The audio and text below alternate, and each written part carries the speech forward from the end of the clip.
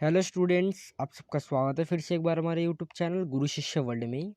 आज की इस वीडियो में आपको क्लास 11th की जो आपकी हिस्ट्री की बुक है उसके चैप्टर मूल निवासियों का विस्थापन आज की इस वीडियो में कवर कराऊंगा with the help of full explanation.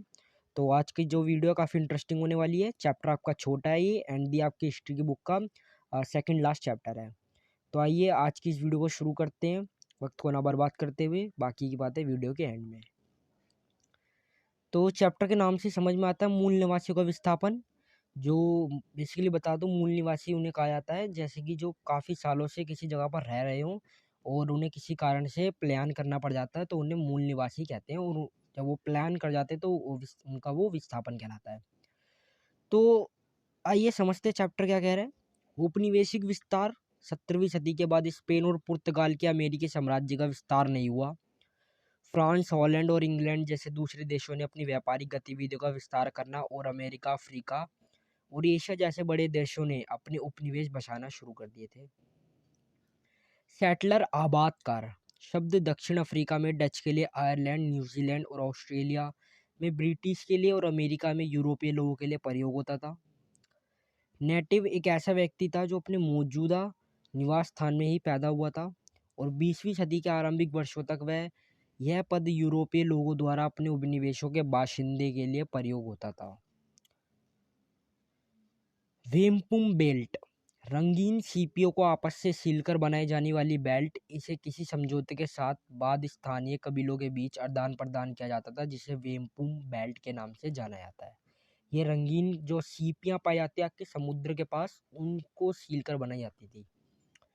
18वीं शताब्दी में पश्चिमी यूरोप के लोग सभ्य मनुष्य की पहचान साक्षरता, संगठित धर्म और शहरीपन के आधार पर करते थे। जो 18वीं सदी के जो लोग थे आपके पश्चिमी यूरोप वाले लोग जो थे वो मनुष्य की पहचान साक्षरता और संगठित धर्म के आधार पर करते थे।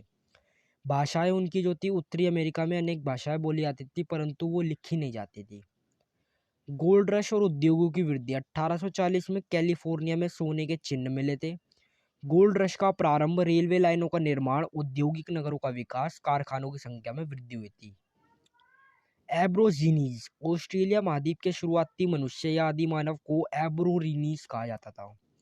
जो ऑस्ट्रेलिया महाद्वीप था आपका, जो शुरुआती जो पीढ़ी थी ना, जो मनुष्य थे, उनको उन्हें आदि मानव या फिर उन्हें एब्रोजीनीज कहा जाता था। एब्रोजीनीज। माफी चाहूंगा बैकग्राउंड में जो नॉइस आ रहा है।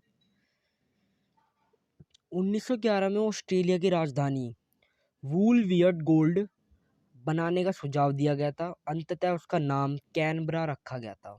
जो वूलवियट गोल्ड थी जो आपकी ऑस्ट्रेलिया की राजधानी, उसको बदल कर कैनबरा रखा गया था, जो एक स्थानीय शब्द कैमरा से बना था जिसका अर्थ था सभ्य स्थल, सभा स्थल, मतलब सभा सभ्य स्थल।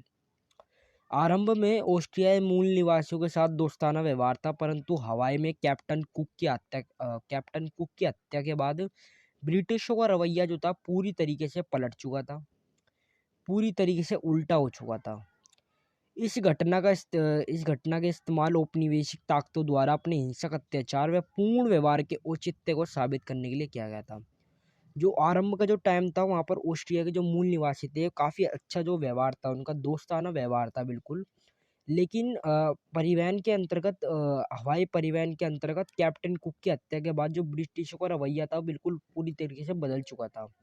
अब क्या था, इस घटना के बाद जो औपनिवेशिक ताकतें थी ना, उनका हिंसक रूप से अत्याचार व पूर्ण व्यवहार के लिए औचित्य को साबित करने के लिए काम किया जाने लगा था। उत्तरी अमेरिका के मूल बाशिंदे नदी घाटी के साथ बने गांवों में समूह के रूप में रहते थे और वे मछली और मांस खाया करते थे और सब्जियों और मकई को उगाया करते थे। उत्तरी अमेरिका के जो मूल बाशिंदे जिन्हें कहा गया है, वो नदी घाटी के साथ बने गांवों में समूह के रूप में रहा करते थे। समूह में रहकर वो मछली और मांस खाया करते थे और मछली और मांसों का जो था शिकार किया करते थे। बाद में और सब्जी और जो आपकी सब्जियां हुआ करती थी, वेजिटेबल्स हुआ करते थे और मकई को उगाया करते थे, उनकी खेती बाड़ी किया करते थे। फ्रंटियर किसी आधिपत्य क्षेत्र की सीमा थी। सरकार ने ऑस्ट्रेलिया की जमीन को टेरा न्यूलियस का, अर्थात जो किसी भी नहीं है।